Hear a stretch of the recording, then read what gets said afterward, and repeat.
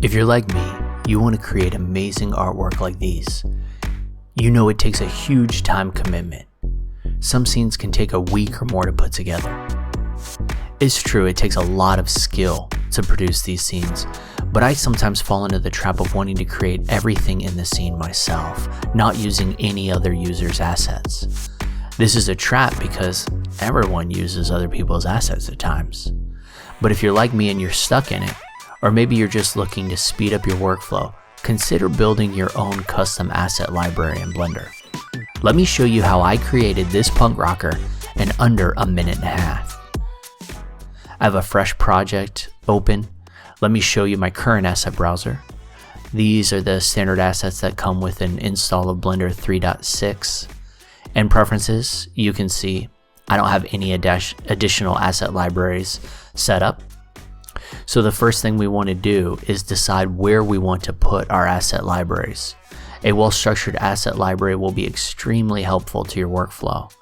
So for my root folder that will hold all of my asset libraries, I'm going to create an asset libraries folder in my documents folder. Inside this folder, I can add additional user asset libraries such as the TinyEye asset library by TinyNaki.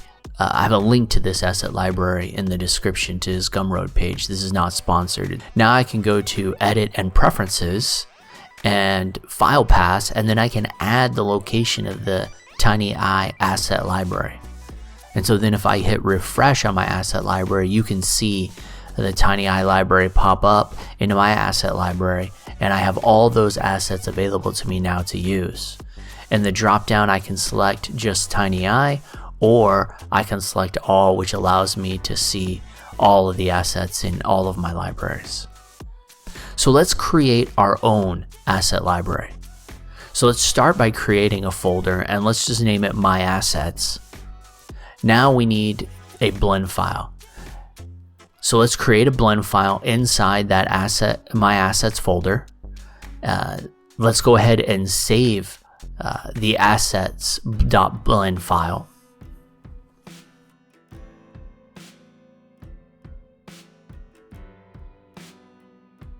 Then let's delete the default cube, the camera, and the light. I'm going to bring over a few assets that I had from another blend file and just paste them in here. This first asset is just a basic hand blockout.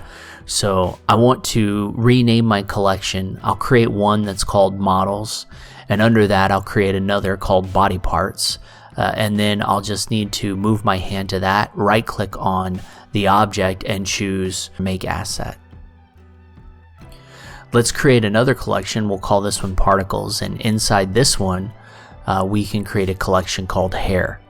I've pasted a simple hair particle system that I have, so then I can just right click on that and click Mark as Asset as well. And then finally we can create another collection, Materials, and then under that we can add an additional collection called Cloth, and in here I can create a simple sphere, add a material to it. I'm going to create a simple satin material, nothing fancy here.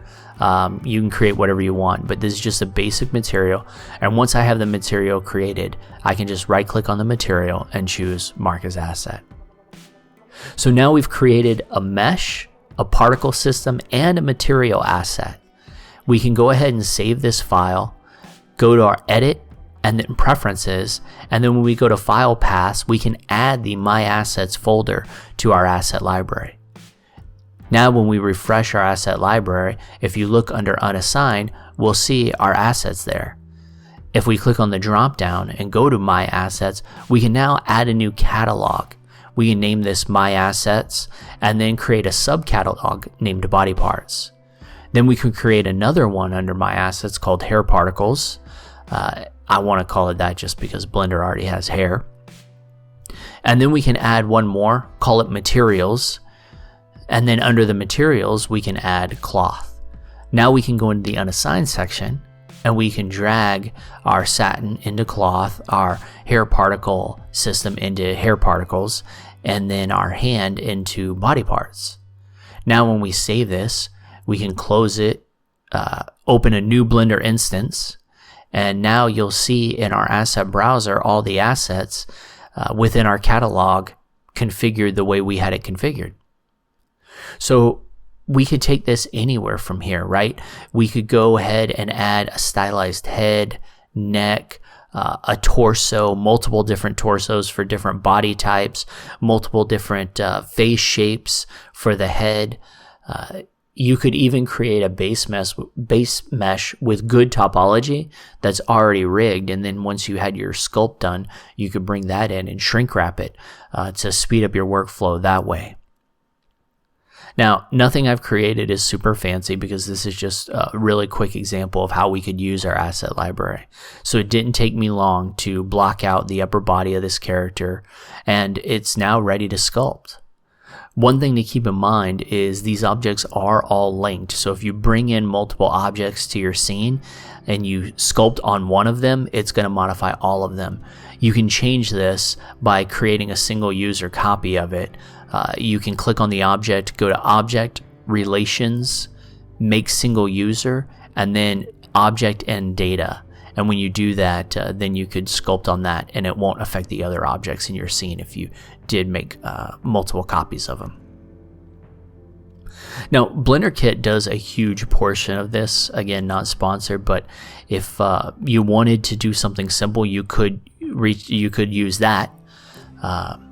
But if you're really interested in just creating your own asset library to speed up your own workflow, this is something that could be huge. So let me now show you how I created that punk rocker in under 1 minute and 30 seconds with just a few assets in my asset library.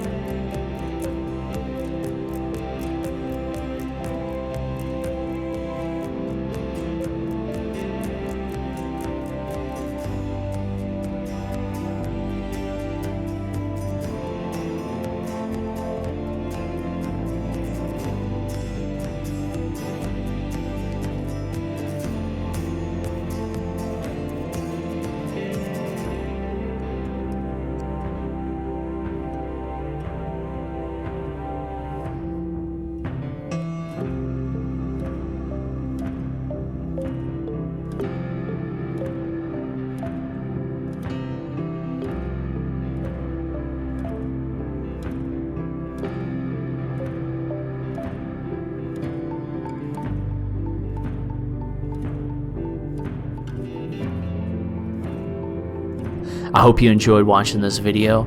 I'd love to know how you plan to use the asset library going forward in the future. So let me know in the comments what you use the asset library for.